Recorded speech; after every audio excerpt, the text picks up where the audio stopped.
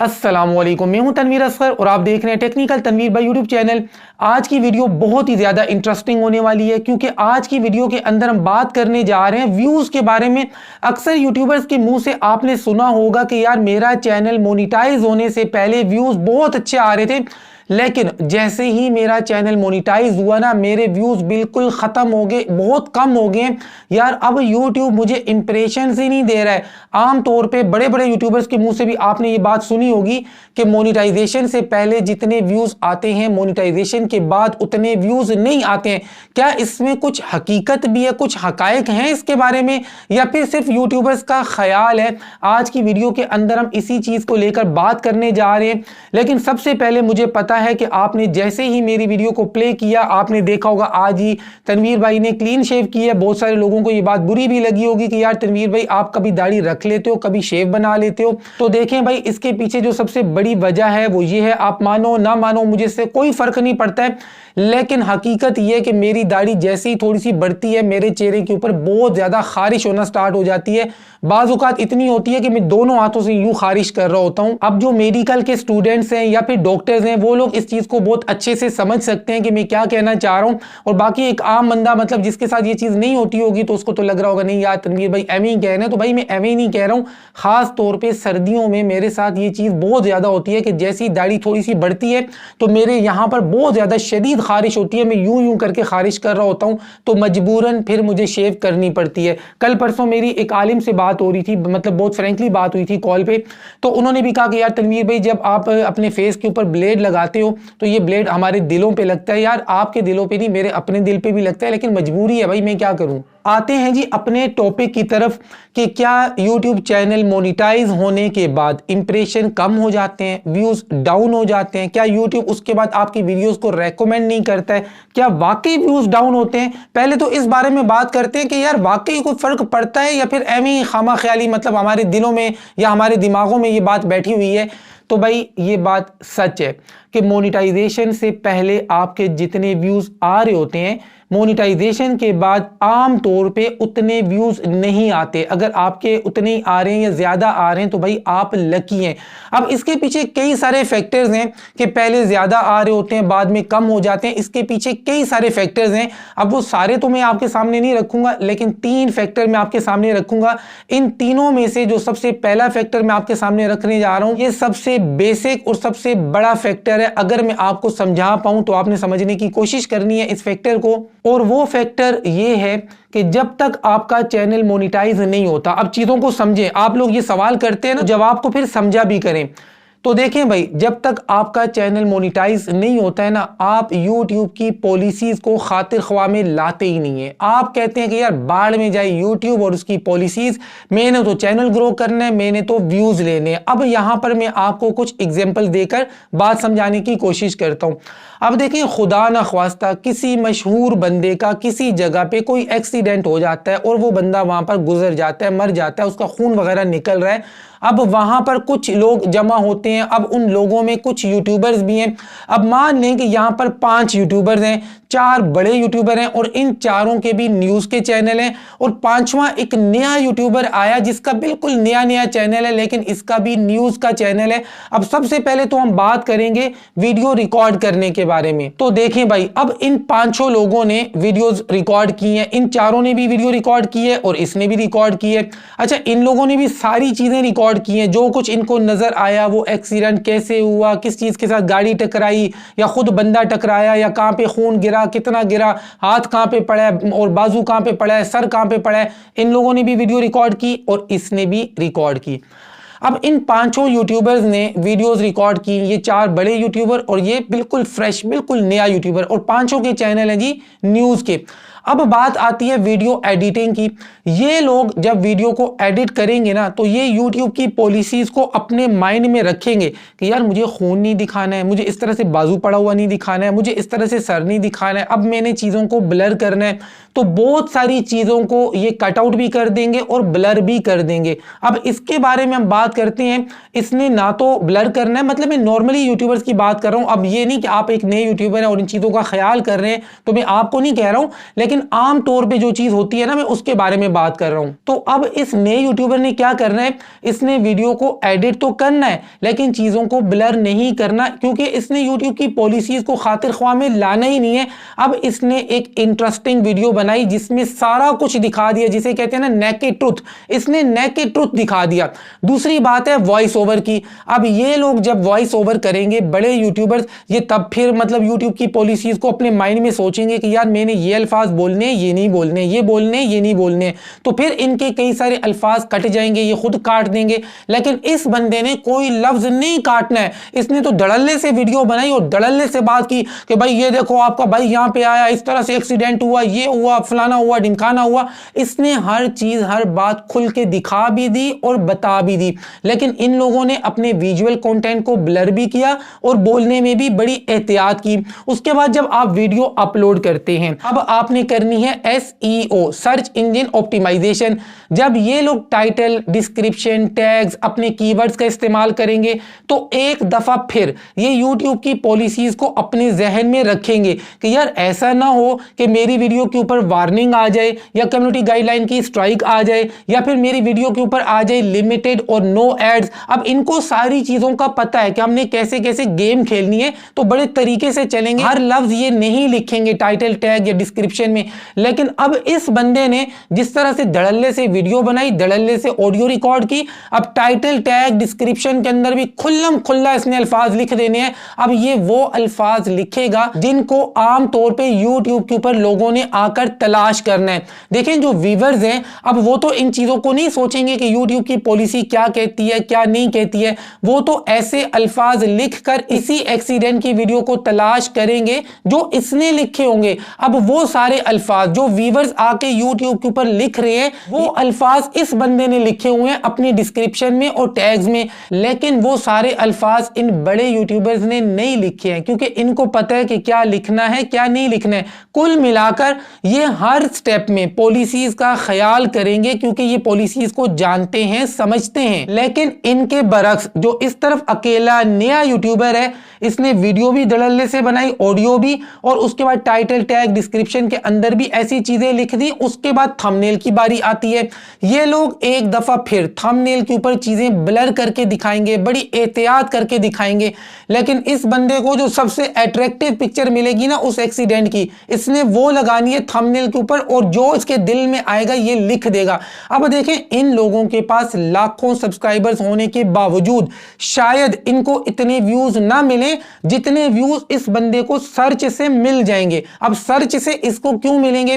देखें जो अल्फाज व्यूअर्स आकर यूट्यूब पे लिख रहे हैं वो इसने डाले हुए हैं अपनी वीडियो के अंदर। अब व्यूअर के सामने इनकी वीडियोस भी आएंगी, क्योंकि इनको मतलब अच्छे खासे वैसे ही व्यूज मिल गए हैं, क्योंकि इनके चैनल के ऊपर पहले से सब्सक्राइबर्स मतलब हजारों में या लाखों में बैठे हैं। तो जब ये लोग वीडियो अपलोड करेंगे तो अपने सब्सक्राइबर से इनको अच्छे खासे व्यूज मिल जाते हैं, ब्राउज फीचर से या नोटिफिकेशन वगैरह से।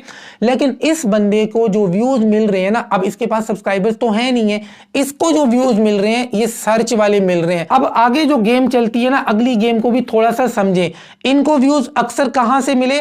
ब्राउज फीचर से, या फिर रिकमेंडेशन से, या फिर बेल नोटिफिकेशन से। लेकिन इस बंदे को जितने व्यूज मिल रहे हैं सारे सर्च से मिल रहे हैं। लोग यूट्यूब के ऊपर आ रहे हैं, इस टॉपिक की वीडियो को तलाश कर रहे हैं और इस बंदे की वीडियो सामने आ रही है, सर्च करके इस वीडियो को देखा जा रहा है। वैल्यूएबल वीडियो कौन सी हुई? इस बंदे की। अब आगे भी चीजें बड़े तरीके से काम करती हैं।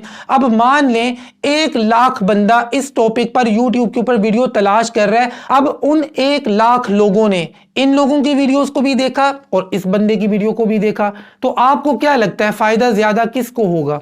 इसको होगा। वजह क्या है?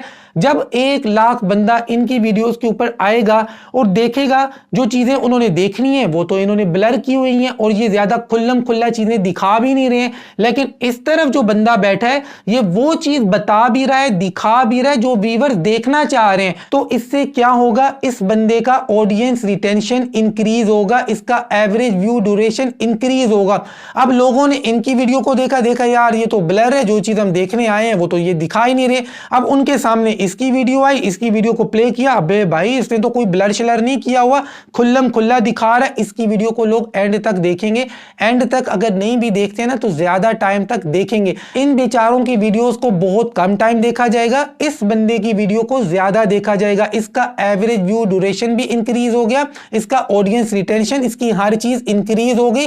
लोगों ने इसके चैनल को सब्सक्राइब कर लिया, इसको अच्छे खासे सब्सक्राइबर भी मिल गए, व्यूज भी मिल गए।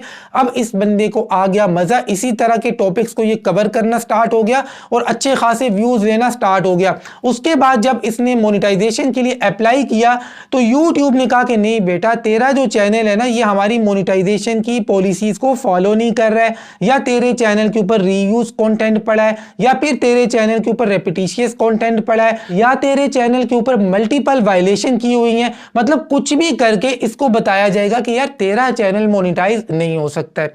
अब इस बंदे ने सारी चीजों को ठीक करना है। अब इसने पॉलिसीज को खातिर ख्वाह में लाना है, चीजों को समझना है, चीजों को समझ के उनको ठीक करके उसके बाद ये मोनेटाइजेशन के लिए अप्लाई करेगा। अब इसका चैनल भी मोनेटाइज हो गया, और जब अब इसका चैनल मोनेटाइज हुआ ना, इसको भी लग पता गया कि पॉलिसीज क्या होती हैं। उसके बाद जब ये बंदा भी वीडियो अपलोड करेगा तो ये ऑडियो, वीडियो और उसके बाद मेटा डेटा, इसका थंबनेल, ये भी सारी चीजें सोच समझ के ध्यान से लगाएगा, और ये भी वही काम करेगा जो काम ये बड़े यूट्यूबर पहले कर रहे थे। अब इसकी जगह एक और नया यूट्यूबर आ जाएगा, वो इसकी जगह ले लेगा। जो व्यूज इसको मिल रहे थे अब वो व्यूज एक और नए यूट्यूबर को मिल रहे हैं। तो यहां तक जो चीज मैंने आपको समझाई है, सबसे बड़ा फैक्टर, सबसे इंपॉर्टेंट चीज यही होती है कि जब तक आपका चैनल मोनेटाइज नहीं होता है, आप लोग पॉलिसीज का इतना ख्याल करते भी नहीं है, और आपको पता भी नहीं होता है कि आपने क्या लिखना है, क्या नहीं लिखना है, क्या लिखने से आपकी वीडियो के ऊपर लिमिटेड और नो एड्स आएगा। लेकिन इनको पता है, इनके चैनल मोनेटाइज है, इनको पता है कि यार वार्निंग कब मिलती है, कम्युनिटी गाइडलाइन की स्ट्राइक कब मिलती है, और पीला डॉलर कब मिलता है। पीले डॉलर से ये लोग बड़ा डरते हैं कि यार पीला डॉलर आ जाएगा, अर्निंग नहीं होगी। लेकिन इनके चैनल्स अभी मोनेटाइज नहीं है, अभी ये मोनेटाइजेशन से बहुत दूर हैं। तो जो इनके दिल में आ रहा है ये कर रहे हैं, लेकिन जैसे तैसे करके जब चीजों को सेट करके अपने चैनल्स को ये मोनेटाइज करेंगे, उसके बाद ये लोग भी बहुत ज्यादा ख्याल करेंगे हर चीज का, और उसके बाद बहुत सारे टॉपिक्स के ऊपर ये वीडियोस ही नहीं बनाएंगे, क्योंकि इनको पता होगा कि यार अगर इस टॉपिक पर मैं वीडियो बनाता हूं तो शायद मेरी वीडियो मोनेटाइज ना हो, मुझे भी येलो डॉलर मिल जाए। तो ऐसे जितने भी टॉपिक्स हैं जिन पर इसको अच्छे व्यूज पहले मिल रहे थे या मिल सकते थे, अब उन टॉपिक्स को इसने करना है इग्नोर। और अगर इग्नोर नहीं भी कर रहा तो पॉलिसीज को माइंड में रख के काम करेगा, तो ये भी इन बड़े यूट्यूबर्स के जैसा ही हो जाएगा। आज ये इनको बेवकूफ समझ रहा है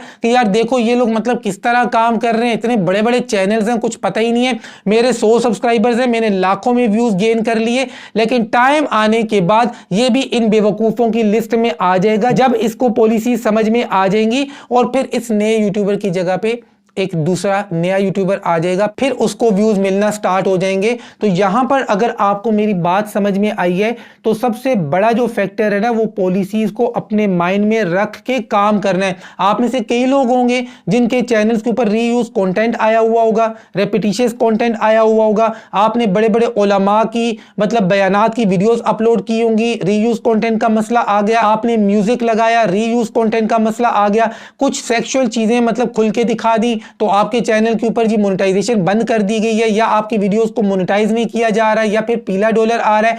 तो ये सारी चीजें आपको कब समझ में आती हैं, जब आपका चैनल मोनेटाइज होता है। उसके बाद, उससे पहले आप इन चीजों को खातिर ख्वाह में नहीं लाते। तो ये सबसे बड़ा फैक्टर है। अगर मैं आपको समझा पाया हूं कि मोनेटाइजेशन से पहले क्यों व्यूज ज्यादा आते हैं और मोनेटाइजेशन के बाद क्यों व्यूज डाउन हो जाते हैं, ये पहला और सबसे बड़ा फैक्टर है। अब आते हैं जी फैक्टर नंबर 2 की तरफ। देखें दूसरा फैक्टर ये भी है कि जब आप YouTube के ऊपर नया नया चैनल बनाते हैं, आपके अंदर एक जोश होता है, एक जज्बा होता है, आप अपने कंटेंट को अच्छे से अच्छा बनाते हैं, आप मतलब दिल से काम कर रहे होते हैं, आपका शौक होता है। लेकिन जैसे जैसे YouTube के ऊपर आपका टाइम गुजरता है ना, आप सुस्त होते जाते हैं। आपका कभी दिल करता है वीडियो बनाऊं, कभी दिल करता है नहीं बनाऊं, कभी मतलब जैसी जैसी वीडियो आती है आप बनाकर अपने चैनल के ऊपर अपलोड कर जाते हैं। यानी जैसे जैसे वक्त गुजरता है ना, आपका जो जोश है वो नीचे आता है, आपका जो लालच लालच है ना, ये ऊपर जाता है। लेकिन लालची मैं आपको नहीं कह रहा हूं, इंसानी फितरत में ये चीज शामिल है कि इंसान फितरतन लालची होता है। अब मैं आपको नहीं कह रहा हूं, उसमें मैं भी शामिल हूं। आजकल के तकरीबन सारे ही इंसान इस चीज में शामिल हैं कि फितरतन इंसान जो है ना, मतलब किसी हद तक लालची होता है। तो आपका टाइम जब यूट्यूब के ऊपर ज्यादा गुजरना स्टार्ट होता है तो आहिस्ता आहिस्ता आप यूट्यूब से बोर होना स्टार्ट हो जाते हैं।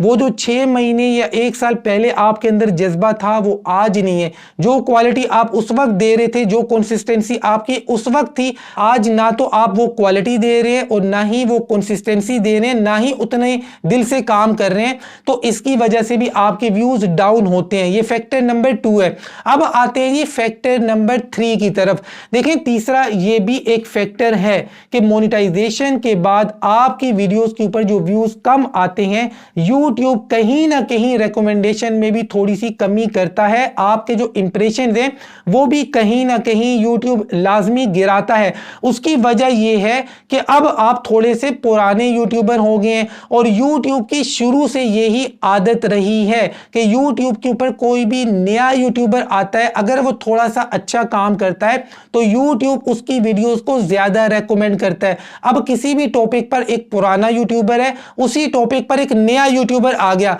अगर ये नया यूट्यूबर थोड़ा सा बेहतर काम कर रहा है, अच्छा काम कर रहा है, कंसिस्टेंसी के साथ क्वालिटी प्रोवाइड कर रहा है, तो यूट्यूब इसको लाजमी रेकमेंड करेगा, इसके इंप्रेशंस को इंक्रीज करेगा। तो भैया पहले आप थे नए यूट्यूबर, आपको यूट्यूब रेकमेंड कर रहा था, आपके इंप्रेशन ज्यादा आ रहे थे।